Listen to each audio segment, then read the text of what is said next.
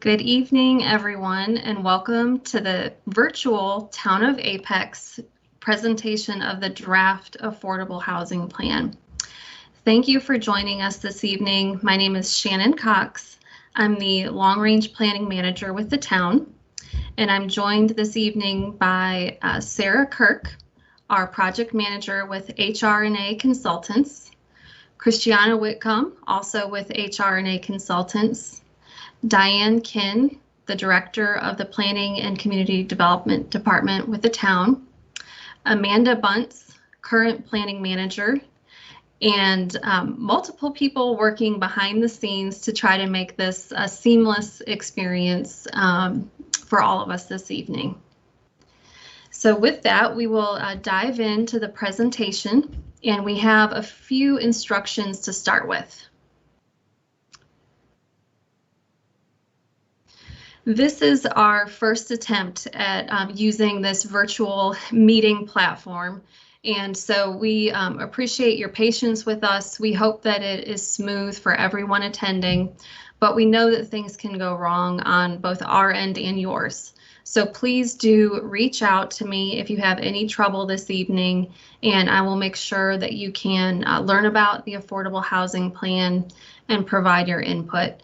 My contact information is on the page that you see on the screen at apexnc.org/affordable housing. The event tonight is being recorded, and we will be posting it on that website for future viewing. You may submit your questions and comments at any time during this event. You have two options to do that.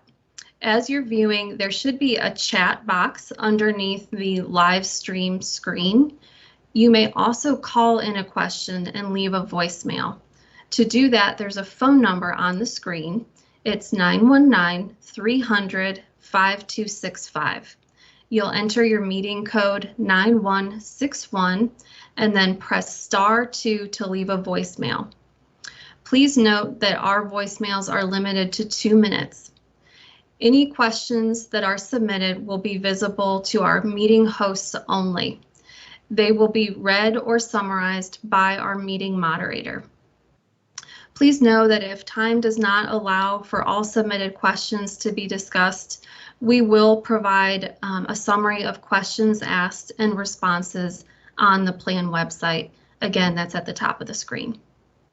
There's also a comment form available for any detailed written comments. That shows up at the bottom of the screen that you're viewing. It's also available at publicinput.com/AHP comments.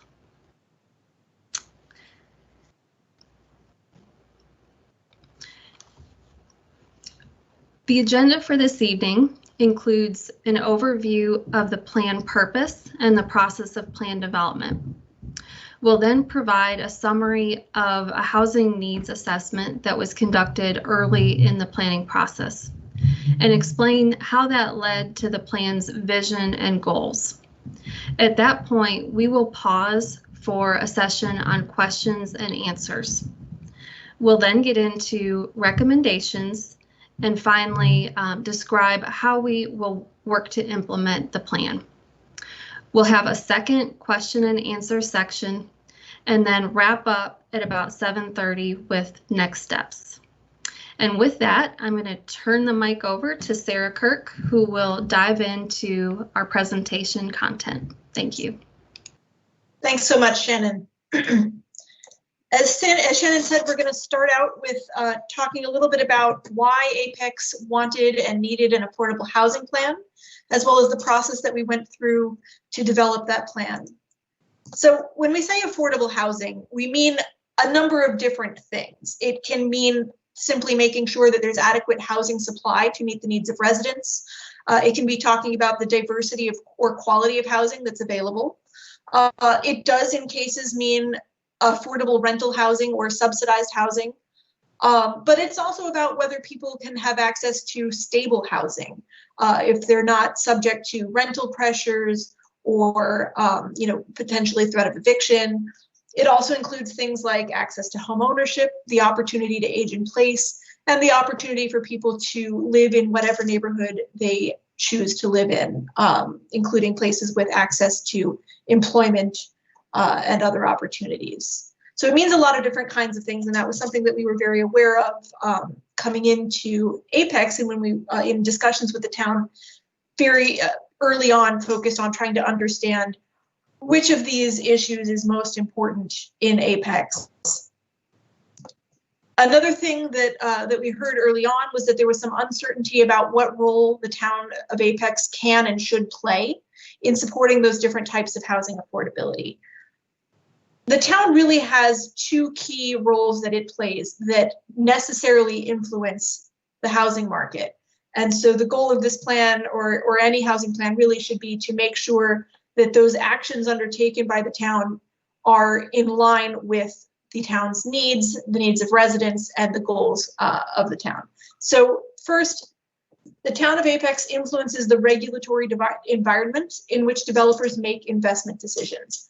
That means they use things like zoning, development approval processes to influence what can get built and where in the town.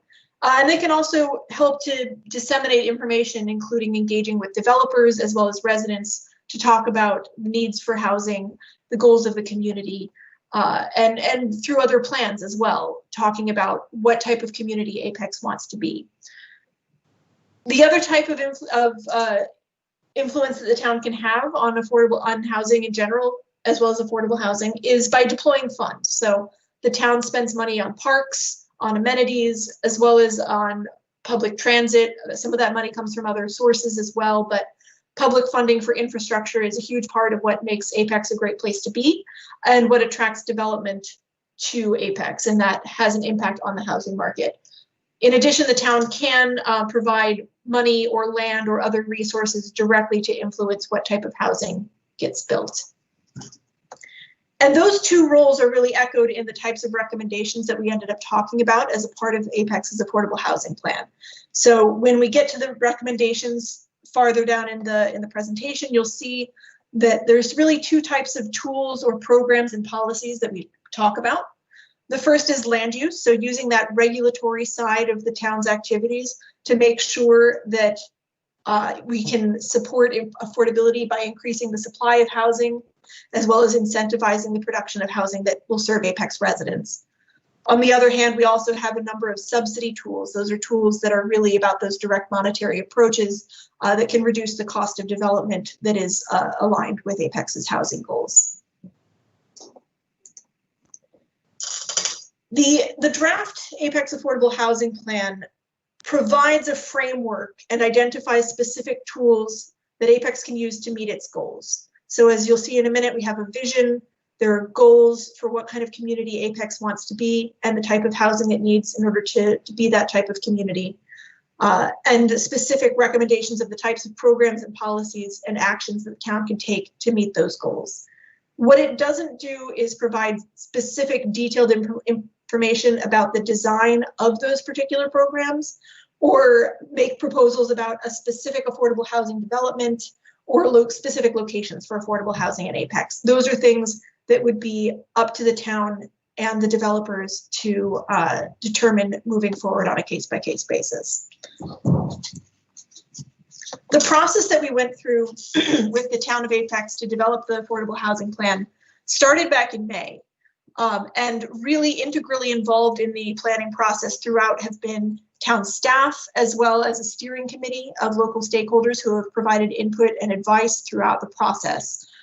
We've met with them a number of times, and they've reviewed all of the pieces that you'll see in the plan today and in the presentation. We began with a housing needs assessment, which we'll present shortly, and based on those Apex-specific housing needs, developed some potential recommendations as well as the vision and goals, which we'll cover in a moment, and then really engage in a process of iterative drafting and revision to those recommendations to make sure that we were really making sure that Apex had the right toolkit and an implementable approach to meet its affordable housing goals. Throughout that process, we've also conducted stakeholder engagement in the form of a public survey as well as this public presentation. In addition, we've been conducting interviews throughout the process. So stakeholder input has really been used throughout the plan development to inform the process. As I said, we held a survey over the summer that had over 1,200 participants online and really expressed a broad range of ideas about what affordable housing needed to mean in Apex and what role the town should play in meeting those needs. We conducted one-on-one interviews with stakeholders, including housing developers, realtors, social service providers. We also spoke with community leaders and individuals who had been impacted by housing issues in Apex. In addition to all of those conversations, we've conducted outreach through utility bill mailers, an email distribution list, various informational materials, as well as the website that's been updated throughout the process. And as I said, this public presentation, as well as the Q&A that we will have, is a really essential part of the engagement process and our opportunity, the town's opportunity really to share the draft plan with the public and understand and get comments and questions from you. So as we've said, one of the first phases of work was the conducting of a housing needs assessment. And the goal of this was really to identify those housing issues that were most pressing for Apex, as well as identifying who is and is not served by the housing market in Apex. Some of the things that we heard through the engagement that we conducted were the need for Apex to be a welcoming community for all, the need for supportive services. We heard concerns about too many large homes or that young people weren't choosing to live in Apex. And we also heard that some residents are being displaced and that seniors might struggle to find housing in order to stay in Apex if they were looking to downsize. So a lot of different types of things kind of came up through that engagement process. But we supplemented that engagement with data, both from the census and other sources, to understand what might be happening to the population in Apex as well as to the housing market. So when we talk about cost burden, what we mean is a household that's spending more than 30% of its income on rent or mortgage, as well as utility costs. So cost burden is really an indication of people who are spending too much money on housing, or they're spending more than they can really afford to on housing. What we found when we looked at renters, which is the chart on the right, we found that cost burden had increased for renters at all income levels in Apex from 2010 to 2018. On the homeownership side, we saw an increase for lower income residents, but we also saw a decrease in cost burden for residents with income of $35,000 or higher. Now, that could be because their housing costs were lowering, but it's also very likely that that's because those moderate income householders were leaving Apex. One of the things that was particularly notable was that there were over 3,000 households earning less than $75,000 in Apex in 2018 that were cost burdened. So clearly housing prices are a concern both for renters and homeowners in Apex. When we looked at change in population by income over that same time period, as I said, you start to notice, again, homeowners are on the left here. The town lost over 600 homeowner households that were earning incomes between $50,000 and $75,000. So again, that's really an indication that those people, even though they owned homes in Apex, were finding homeownership to be too expensive and were leaving, or perhaps became renters. When we looked at renters, there was a real increase, particularly in higher incomes of $50,000 and higher. Even renters earning over $75,000 were a real area of growth. So there weren't a lot of renters to begin with in Apex, but that is a growing part of the population. So we've seen that there was a homeownership challenge for homeowners earning those moderate income ranges around $50,000. When we looked at the rental market, what we found was that there was a gap. So we looked at the number of households in Apex by income who were renters, and then we compared that with the number of rental units that were available at a particular price point. And what we found was that there's a gap for households earning less than $40,000 a year of about 650 units. or that translates to a rent of about $1,000 a month. So people who earned $50,000 and above, or really $40,000 and above, are generally able to find housing in Apex, but renters earning less than $40,000, there are not enough units to meet that need currently. And that's really going to continue to grow. Apex is projected to add 1,900 jobs over the next decade that have incomes less than $75,000. So those are people like retail workers, firefighters, RNs, school teachers. That's a big part of the growth in people who work in Apex. Now, not everybody wants to or needs to live in the same town that they work in, but those critical community service providers, many people feel should have the option to live where they work. And increasingly, they're going to have fewer options for housing in Apex. So we did a lot more analysis. This was sort of a highlight, but really based on the housing needs assessment, the team identified several key areas of need. So the first was home ownership. As we said, Apex is rapidly losing affordable entry point homes for new owners, and that market pressures appear to be displacing those moderate income families, including existing homeowners. Rental affordability was the second one. As we said, there's a gap of about 600 units affordable to households earning less than 40,000, and that might grow as high as 2,000 over the next decade. And the town also does not have a proportional share of the region's subsidized rental housing. So when we looked not at market rate, but at subsidized affordable rental housing, and we compared housing in Apex to housing in Wake County as a whole, Apex really represents a very small share of that development. A third area of concern was diversity. Apex isn't attracting young adults, which may be in part due to a lack of housing in walkable areas. And Apex's population is increasingly white. So when we looked at population change in Wake County, we saw that there was a fairly diverse growth in the population, but the growth in population in Apex was primarily white. So that was really an area of concern.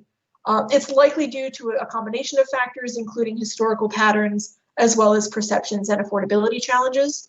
But clearly there is something outside of cost that is limiting the diversity of residents in Apex.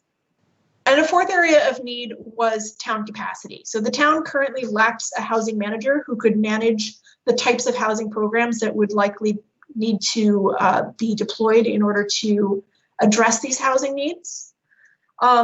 And there are some areas in the town's development review and approval process that are not well aligned with the types of programs that the town wants to be able to provide. So we started to think about how to make sure that the town is set up in such a way that it can really implement the affordable housing plan successfully and meet its goals.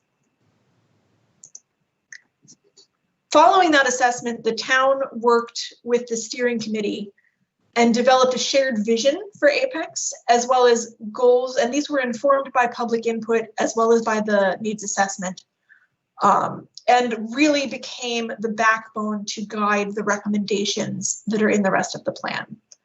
So the vision that the steering committee has developed is that Apex welcomes people of diverse backgrounds and supports opportunities for affordable, safe, sanitary, and quality housing that meets the needs of people of all incomes, ages, and abilities. And there are 5 goals that Apex will set in order to fulfill this vision. The first is to welcome, attract, and retain a diverse population. The second is to meet the housing needs of that diverse population, including providing housing that is affordable to people with moderate and low incomes. The third is to connect affordable housing development with transit service, transportation infrastructure, and amenities. The fourth is to partner regionally to meet the needs of vulnerable populations. And the fifth is to raise community awareness of affordable housing needs, solutions, and the impacts of the town's activities. So at this point, I think we'll pause for questions and comments. Do we have any that have come in?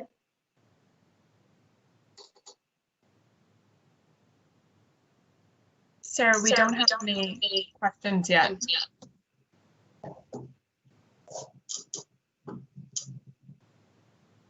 Okay. We just covered a lot of information, so we'll give everybody a couple of minutes in case there are questions coming in.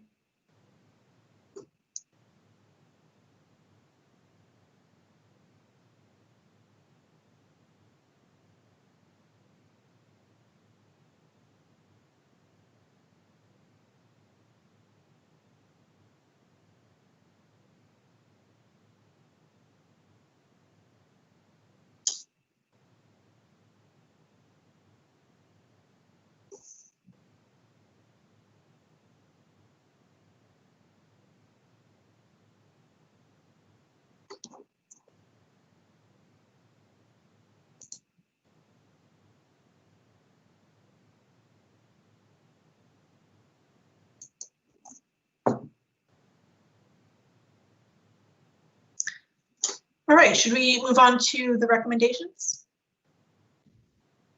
Great. Yes. All right.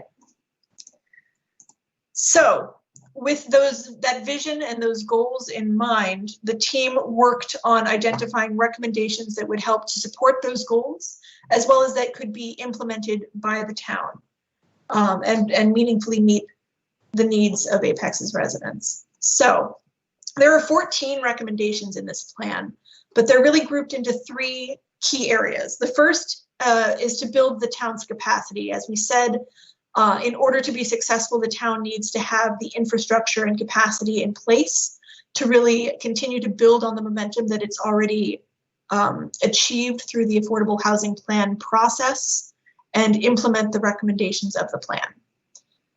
The second is to advance advocacy and public education. One of the key findings that came through the stakeholder engagement process earlier in the process was that there was a lot of misconception or misunderstanding about, first, what role the town can and should be playing in affordable housing, and second, the need for affordable housing in Apex. So advocacy and public education is a really crucial piece to make sure that there's clear messaging about what the town is doing around affordable housing and why. And the third is to implement programs and policies that will support and meet the housing affordability needs of Apex's residents. And there's a number of programs and policies in that category. We'll go through them all in detail. But as I alluded to earlier, the majority of them are either land use regulatory type recommendations or subsidy funding type recommendations. So using those 2 levers that the town has, regulation and funding, to meet its affordable housing goals. So there are 2 recommendations about building the town's capacity. The first is to increase town staff capacity. As I mentioned, the town does not have a housing manager. It does have a planning and community development department that does a range of things, including ensuring that development is compliant with town ordinances, overseeing plan review process, working with property owners and developers on the development of plans, as well as long-range planning, which includes anything from developing this affordable housing plan, working on transportation planning, and other sort of long-range plans for the town. What we've proposed as part of the affordable housing plan is that within long-range planning, Apex needs a housing manager who can oversee and be responsible for the implementation of the recommendations in this plan, particularly those programs and policies that are going to require ongoing support and oversight. The second recommendation in this section is to form a housing advisory board. This would be a board of 8 to 10 council-appointed members that include representatives from affordable housing providers, real estate professionals and lenders, community members, residents of affordable housing, as well as representatives from within the region. The intention behind this recommendation is really, again, to build on the momentum of the affordable housing planning process to make sure that there is inclusive organization that can advise town council on policy and funding, and that can really be a partner in those housing advocacy efforts that we'll talk about in just a moment. This would require some town staff to provide administrative support for the board, but we think it's a really excellent opportunity to leverage the town's committed base of housing advocates and professionals and hold the town accountable to the goals and recommendations set in this plan. The second group of recommendations is for advocacy and public education. There are 3 recommendations in this section. The first one is an annual housing report and dashboard. This is really about communicating clearly what the town is doing for affordable housing and the impacts that it's having in Apex. And it's a tool for communication with residents about the importance of affordable housing as well as the actions that the town is taking. The town can identify metrics to diagnose affordability as well as to track the impacts of its programs and report on those on a regular basis, either through an online dashboard, which can be updated more frequently, as well as through an annual housing report. The second recommendation in the advocacy and education section is for initiatives to support diversity and racial equity. This is really 2 recommendations that sit together.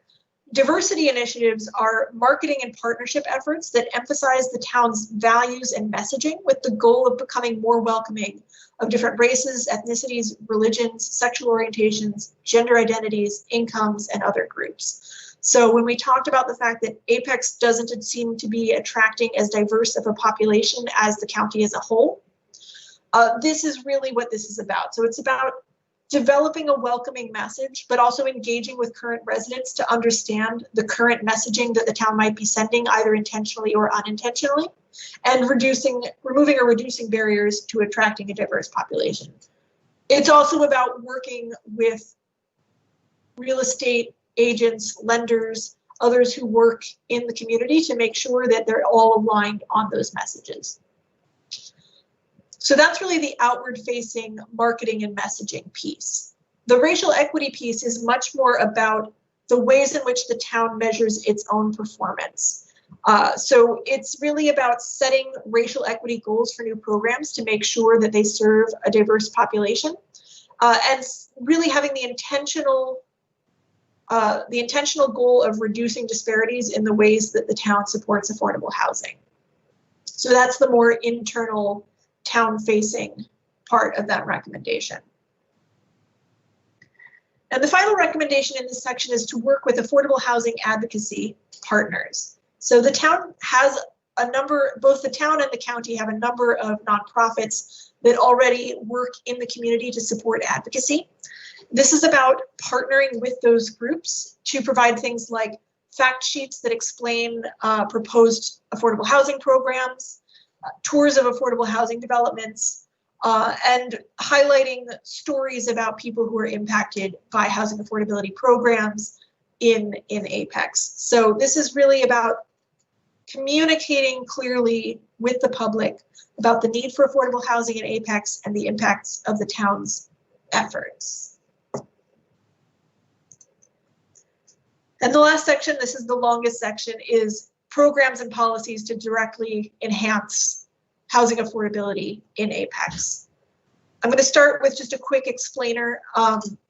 We talk about land use and we talk about zoning here. Land use sets or talks about development patterns. This is a picture of Apex's future land use map, which just indicates the types and desired future development pattern, including the density of residential development, as well as areas for preservation throughout the town. So that it's meant to guide future development, but it's not an enforceable map.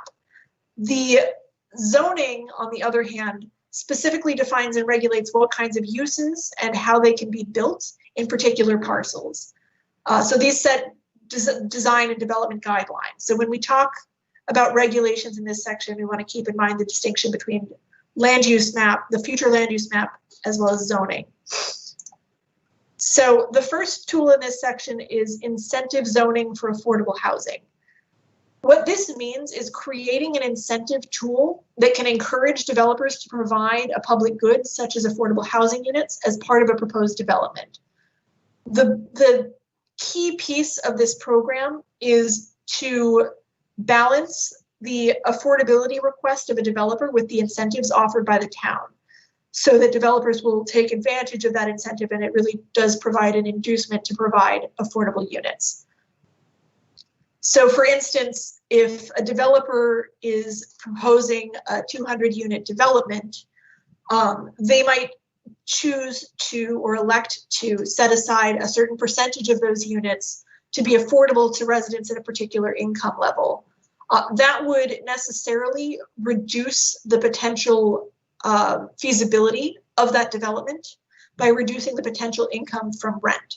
So in order to make up for that, the town would offer incentives such as increased density or reduced parking requirements so that they could fit maybe more than 200 units on that same property in order to make up for that lost rental revenue. So program design is really key here, just to find that right balance that can help to provide some subsidized or some affordable housing units as part of new development without hindering new development in Apex. The second tool is soft density or missing middle by right zoning. So when we say by right zoning, what we mean is that it's zoned so that that is a use that is allowed by right, which means you don't need any particular special use permits or other approvals in order to build that use. So soft density refers to attached single family housing or very small multifamily housing, such as townhomes, duplexes, or triplexes, so 2 or 3 unit homes. These are homes that are fit within a neighborhood context, but allow for additional density or additional households to be accommodated on the same piece of property. So this is not about changing what exists in existing homes, and it's not about threatening existing single family housing. It's just about providing an opportunity to provide additional units when housing is redeveloped or when new single family neighborhoods are built. The recommendation here is to allow soft density development in areas that are suitable for increased density. And really that has a focus on neighborhoods in and around the town center.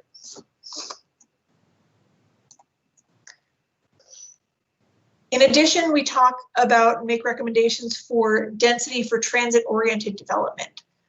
Transit-oriented development is the idea that areas served by transit, such as bus rapid transit or frequent service bus lines, create an opportunity to create denser development because people don't need cars to do as many of the activities that you would need to do, excuse me, in an area that's not well served by transit.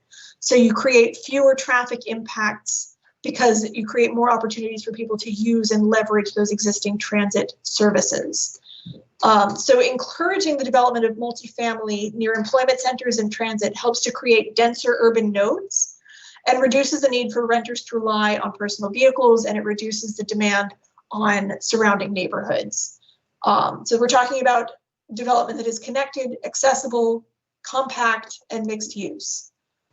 The town of Apex has a number of transit improvements that are planned currently, including new bus routes. So the recommendation is to identify areas that are suitable for increased density around those planned transit improvements and revise the town's future land use map to show that higher residential density in transit adjacent areas.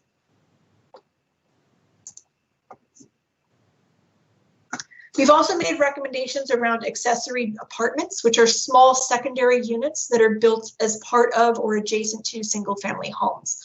They're also sometimes called accessory dwelling units. There's a number of other names for them. Accessory apartments are already allowed in many parts of Apex, but there are ways that Apex can encourage their use.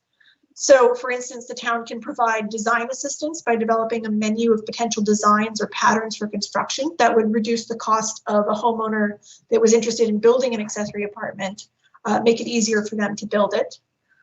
Provide regulatory assistance by simplifying the permitting process for accessory apartments, again, in order to make it a little bit easier for homeowners who want to build one to be able to do so.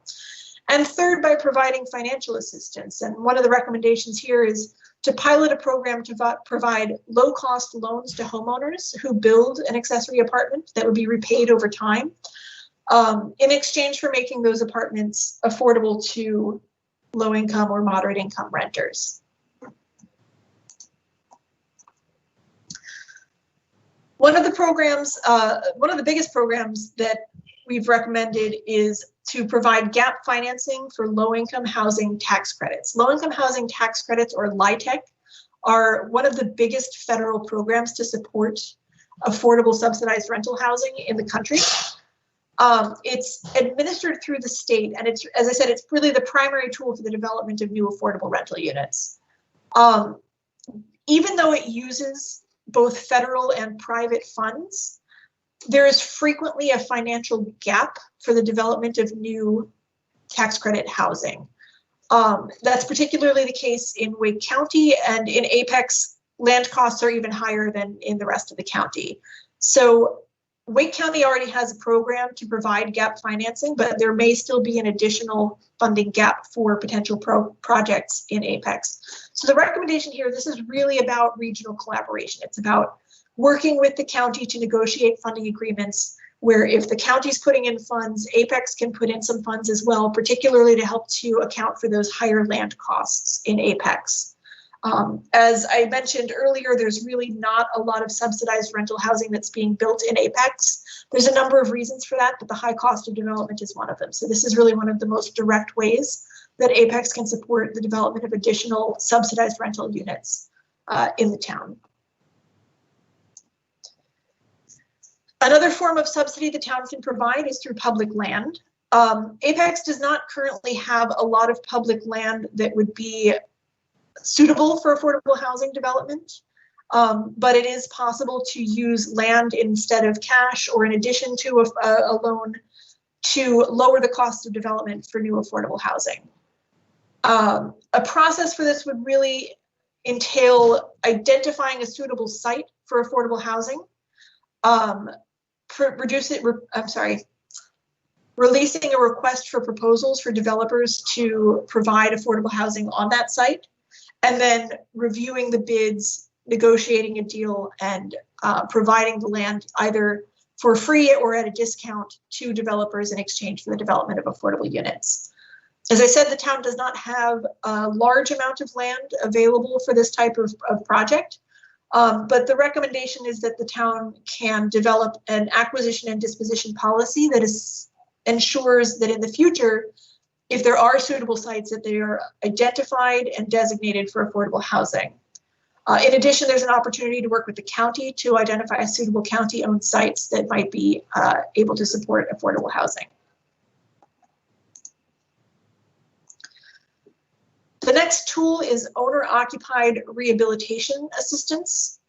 The town has already proposed a program called Apex Cares to provide rehabilitation assistance to income-qualified homeowners. So when we talked about the fact that the town is losing those moderate-income homeowners, one of the things that may contribute to that is if a homeowner has, significant need to make repairs, for instance, to, a new roof or a new heating system.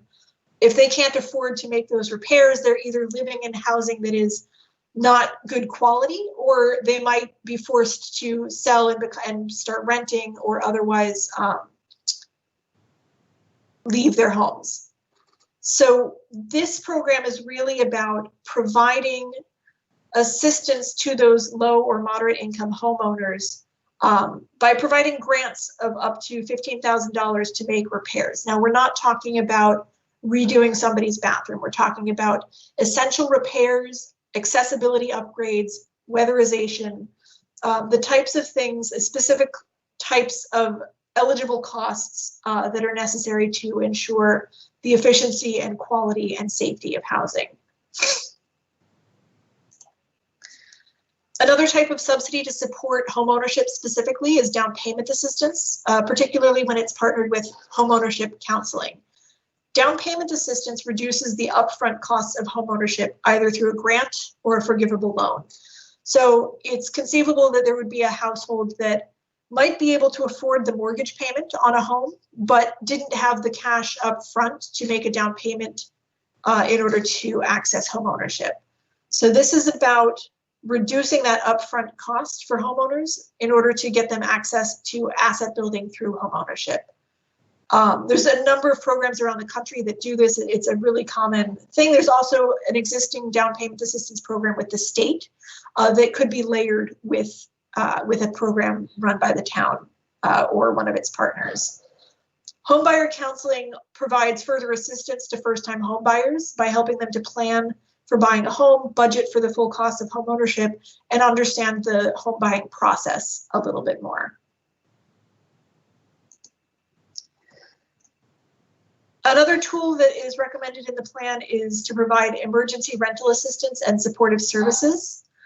This is really about allocating funds that can serve vulnerable populations and providing those funds in the form of a grant to nonprofit partners to meet the needs of vulnerable residents. Vulnerable residents can include households facing homelessness, people with chronic health conditions, veterans, children aging out of foster care. There's a number of types of people that might need services as well as housing in order to remain stably housed. And this is really about making sure that those people are served by nonprofits in Apex.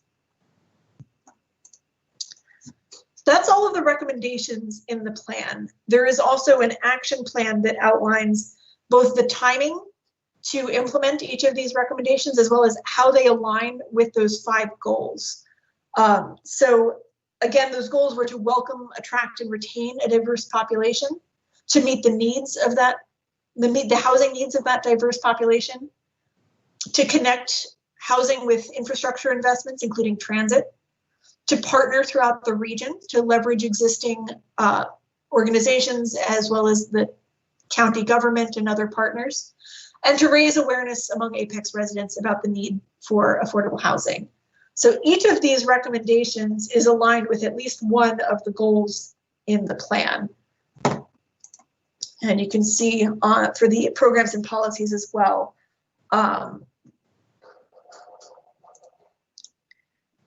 Another piece of the action plan is about how the town can and should budget for or pay for some of the programs that would require subsidy. So the town recently created the Apex Affordable Housing Fund, which will generate about $1 million annually to support affordable housing programs. We have not made specific recommendations for the allocation of funds within that, but the draft plan does illustrate one potential allocation that might help to meet some of those needs. So the allocation of funds will be determined by Apex's town council every year. The Housing Advisory Board would provide recommendations about the right allocation each year, and it could potentially change from year to year as the priorities of the town change. But we've illustrated one potential allocation based on and the likely impacts that that would create. So we have another pause for questions. Thanks, Sarah. We have a number of questions. And can you hear me okay? Yes. Okay. The first question is for Diane. Actually, I'll do 2. The questions are, how much will this cost in taxpayer dollars? And is the town planning to hire a housing manager? So I don't have the total number of what it would cost to implement all of these items. The town council did pass a 1 cent tax increase that will generate about $1 million a year. So that's how much we have to spend in implementation each year. And in terms of the housing manager, we are requesting it, and we are hopeful that we'll be successful with that budget request. We won't know until the budget's approved in June. We also have a comment along these lines, which is that one listener believes the town employee staff that oversees these policies should include members of different populations that Apex is trying to attract, as well as able to address language or other communication barriers. One question, and this is partially for Sarah and then also partially an implementation question. Will there be clear construction design and density guidelines?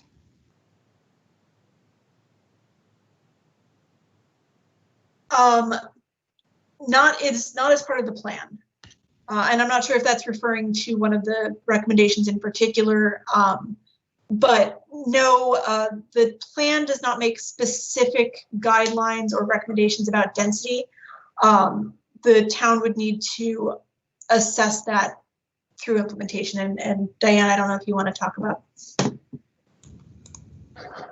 I'm not sure if that question is in regard to transit areas. If that's the case, then we do have guidelines. I'm not sure if Shannon has the exact number, but we typically see multifamily around 18 to 20 dwelling units per acre.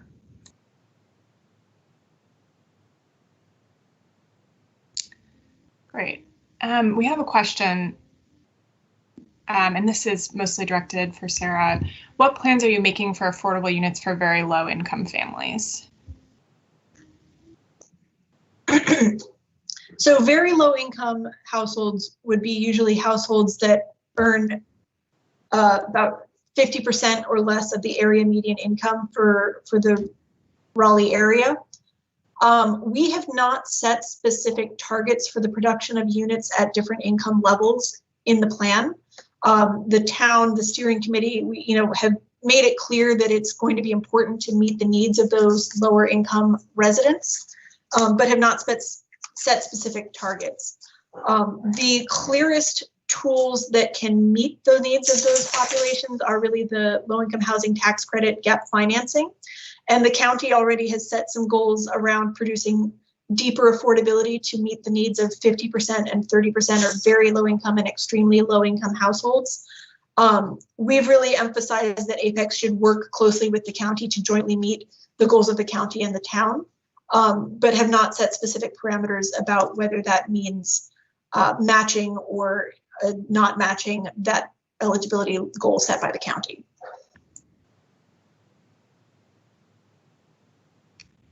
Great. We have another question, which is, will the town of Apex be in control of who is eligible for housing, or is the town's role just to subsidize the cost of building? Would this be similar to Durham's housing authority? I can take a first pass at answering that, and then I don't know if someone from the town wants to weigh in as well. It would not be similar to the housing authority of Durham. Apex does not have a housing authority. Wake County Housing Authority does provide some public housing in Apex, but we're not talking about public housing as a part of this plan. As far as whether the town would have influence over who lived in the housing, mostly the answer is no, particularly if we're talking about housing that's developed either by a nonprofit or by a developer. The town would provide funding and would make certain requests, as we said, as to the affordability level of units being provided, but would not be involved at all in identifying tenants for those homes. The only situation in which the town might have influence over who receives funding would be if there were one of these programs, for instance, a down payment assistance program, could be administered by a nonprofit partner, but it could potentially be administered by the town directly, in which case the town would be responsible for at least verifying eligibility of households that participated in that program. But really, we're not talking about the town deciding who gets housing through each of these programs.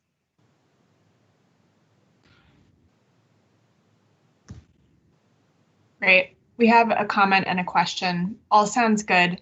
How can the town ensure that the housing is not only affordable, but also accessible? Thinking of older members of our community, as well as people with disabilities who may need single-story housing. Yeah, that's a great question. Again, I'll take a first pass, and then I don't know if Shannon or Diane want to weigh in as well.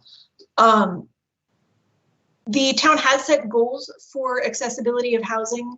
There aren't specific recommendations outside of the owner-occupied rehabilitation assistance would include funding to convert homes to be accessible for a particular resident. So if there was a resident in Apex who found themselves in need, for instance, to age in place, of putting things like grab bars in bathrooms, building a ramp.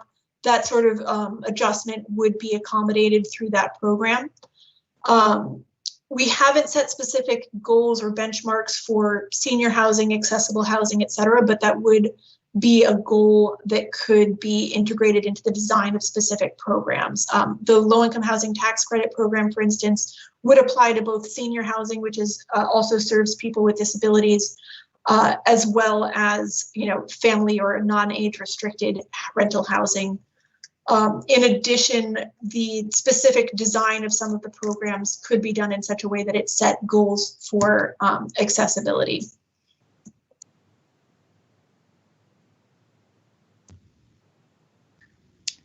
Great. Shannon, we have a question for you. Can we obtain a copy of this slide set? If so, how?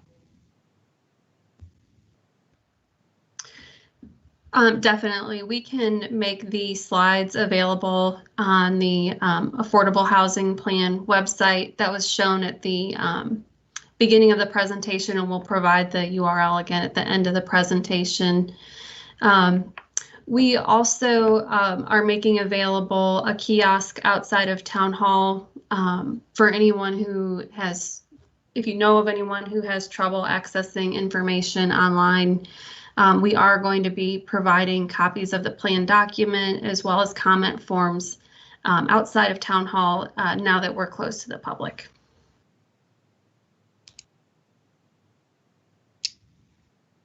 Great.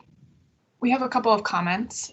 This first comment is on the diversity and racial equity initiatives, which can be found on page 30 of the draft plan.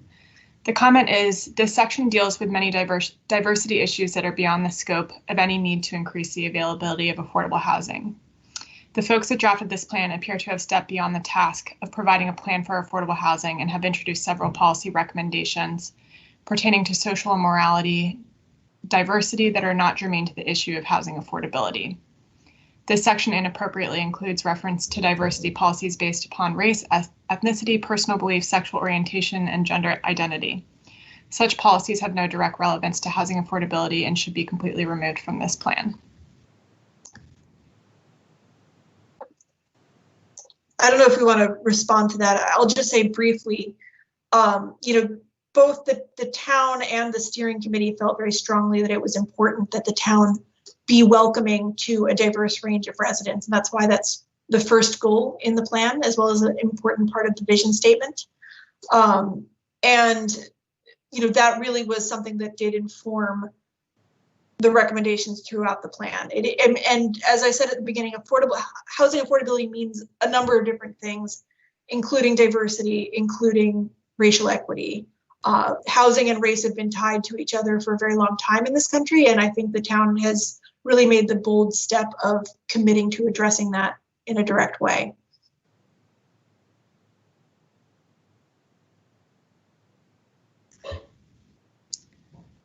Any other comments on that? Okay. We have an additional comment, which is, I'd like to see the town targeting younger first-time home buyers, which we will take note of.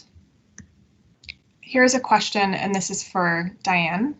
Do you foresee an affordable housing zoning overlay covering specific areas within Apex, such as the downtown area or throughout the town?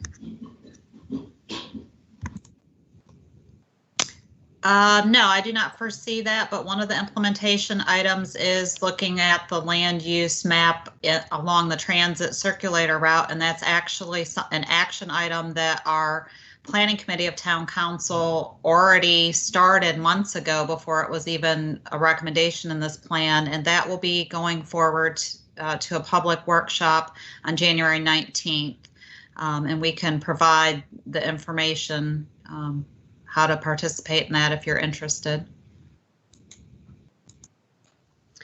Yes, just to add one more piece to that. If you learned about this session through either a utility bill flyer or through an email that you received from the planning department, that information about that workshop coming up on January 19th will be shared in the same way. We'll also have information on the town's website, and you can always reach out to me if you have any questions.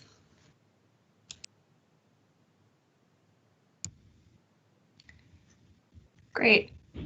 So one quick comment here is that there really needs to be city guidelines around design, density, and construction material recommendations. I'd like to point out that for single family and duplexes, we are not allowed by state law to have architectural standards in terms of materials and quality of development.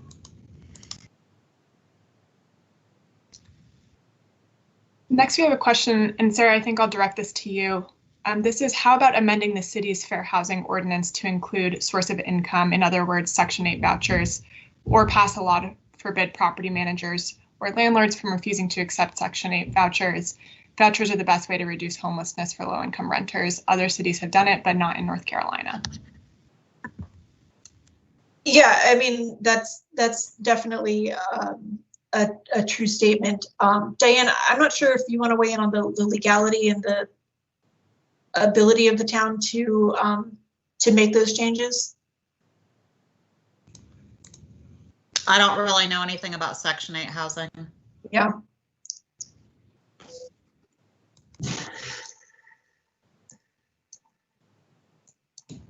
So it sounds like that's probably a comment that we can take into consideration as part of this process and look into further. Mm-hmm. We have a comment in response to the racial equity initiatives, which is, I agree that this project needs to be all-inclusive and welcoming. We have another comment, which is, we've made good progress towards the stated goals. Low-income housing tax credit money via the town annual fund has the best chance of spurring actual development. Other ideas thus far don't go far enough toward providing incentives to developers.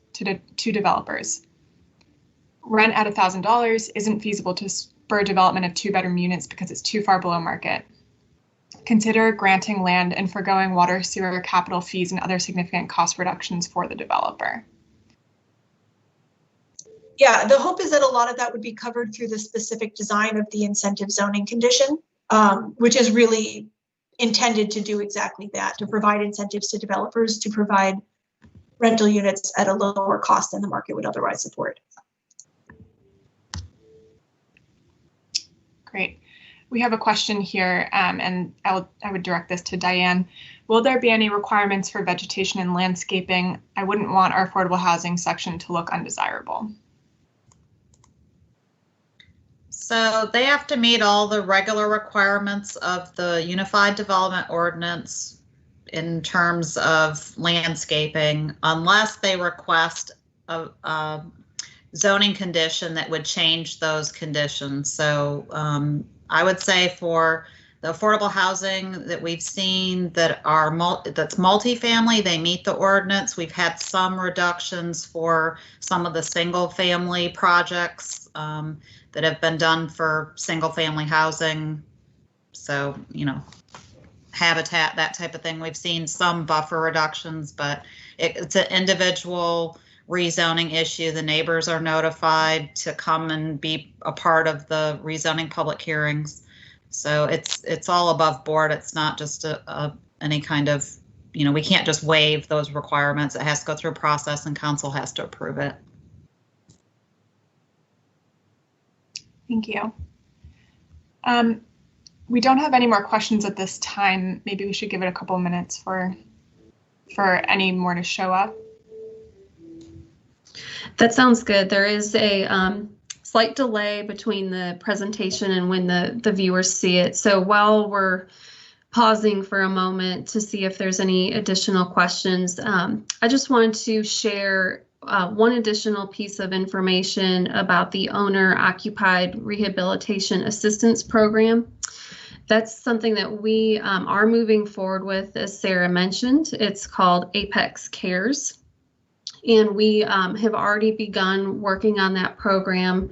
It's been approved by the town council. And we are beginning to identify residents who may qualify for that assistance. While we work to prepare our information and materials, I just wanted to share that people can go to the website rttriangle.org. It's for Rebuilding Together of the Triangle. That's rttriangle.org. And if you know of someone who may need some assistance and would like to see if they qualify and they live in Apex, you can begin that application process. So just wanted to share that while we're pausing, and I guess we'll see, Christiana, if there were any additional questions that came in. No additional questions, thank you. Great. Do you want to move on to next steps? Yes, I think that sounds great. Okay, well, thank you, Sarah, for the great overview. There was a lot of information to cover, both with the housing needs assessment, the vision and goals, and the plan recommendations. We realize that that's also a lot for our audience to take in, and want to invite you to review the draft plan and provide written comments. You can do that by going to publicinput.com/AHP comments. It's that URL at the top of the screen now. We are requesting any written comments by December 28th. That would allow us to review your feedback and make revisions to the draft plan prior to the public hearings. There will be 2 public hearings for consideration of the plan. The first will take place on January 11th at 4:30 p.m. and that is before the Planning Board. The Planning Board makes a recommendation to Town Council regarding adoption. The Planning Board public hearing will be remote, and while they take public comments on January 11th, their decision will be made on January 13th during a second meeting. Information about how to participate is available on the town's website. The final public hearing will occur on January 26th at 6:00 p.m. and that is before the Town Council. The Town Council will consider public comments and make a decision regarding adoption of the plan. So once again, thank you very much for joining us this evening. If you do have any questions or comments, please reach out or provide them using that form. And have a wonderful evening.